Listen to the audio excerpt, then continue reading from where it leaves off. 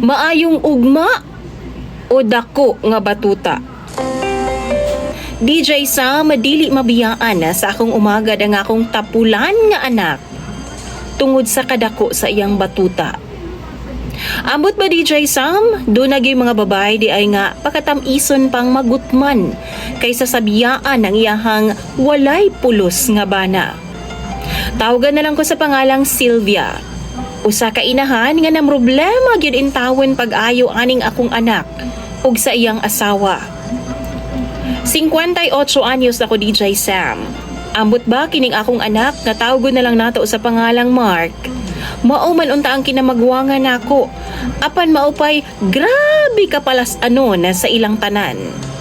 Naapay asawa DJ Sam nga palaanak kaayo. Si Mark DJ Sam paskag yung tapulana. Magsalig ra gyud sa amoa ug sa akong mga anak nga uban DJ Sam nga kung sumahon, mga minyo na pud intawon. Gani, doon na pud intawon sila'y mga anak DJ Sam. Doon na pagid sila'y mga estudyante, sama pud ni Mark. Apan kaning akong kamagwangan, wa na gani trabaho, kapusot-pusot pa ang iyang anak. Una pa lang nilang anak DJ Sam, gitambagan na nako sila pirmi, labi pa ang iyang asawa, nga biyaan na lang niya ang akong anak kay wa gid siya mamahimong ugma. Hastang tapulana, patrabahoon nimo di maabtan og hapon kay kapoy daw. Samok daw iyang mga kauban, sip-sip daw kay sa trabaho, basta naa na sa iya hatanang rason na DJ Sam. Hurot na jud ang akong tanang bilib pag abot sa katapulan ni Mark. Niya na sila nagpuyo sa among compound DJ Sam. Gasukdong na siya sa among bay. Di pud pwede nga magtrabaho ang iyang asawa kay gawas nga sigig kabuntis. Gagmay pasab ang iyang mga anak. Pungot na kaayo ko DJ Sam. Dunay kausaga ni ako mismo nang apply sa palengke na jud. Aron lang jud nga makatrabaho si Mark, kay grabe na jud kapait ang ilang kahimtang. Madamay ko, kay sige man og yango-ngo sa ako DJ Sam. Giingnan nako siya nga pasiputon siya sayo sa buntag sa grocery store nga akong gi-applyan. Magdala na lang siya og resume, kay aron makasugod na daw dayon siya. Apan unsabay nahimo, nga udto na ning mata DJ Sam.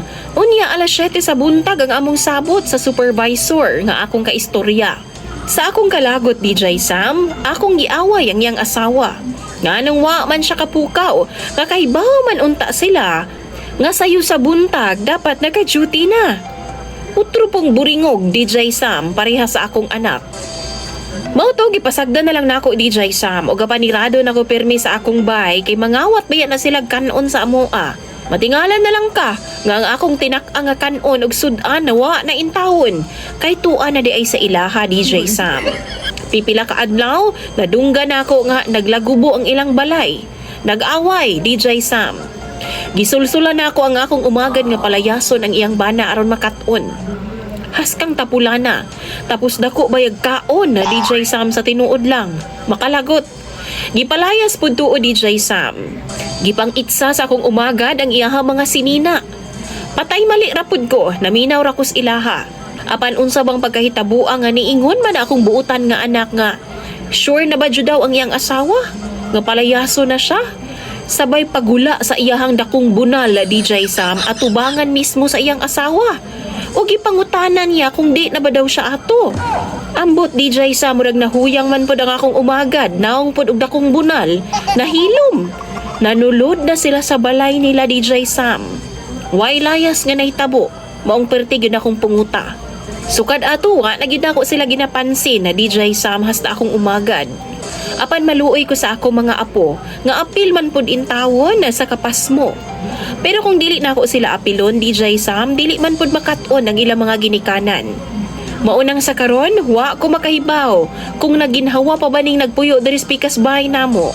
Gipang ulcer na ba na, kay wa may kaon-kaon, kay wa man pod nangitag trabaho. Ingon ako mga anak DJ Sam nga uban pasagdan daw nako kay di daw magtimaan. Apan ang ako mga apo hinukon intaw nako og pakaon kay maluoy man ko. Pero ako alang DJ Sam. Hangtod kanus ama ni nga style.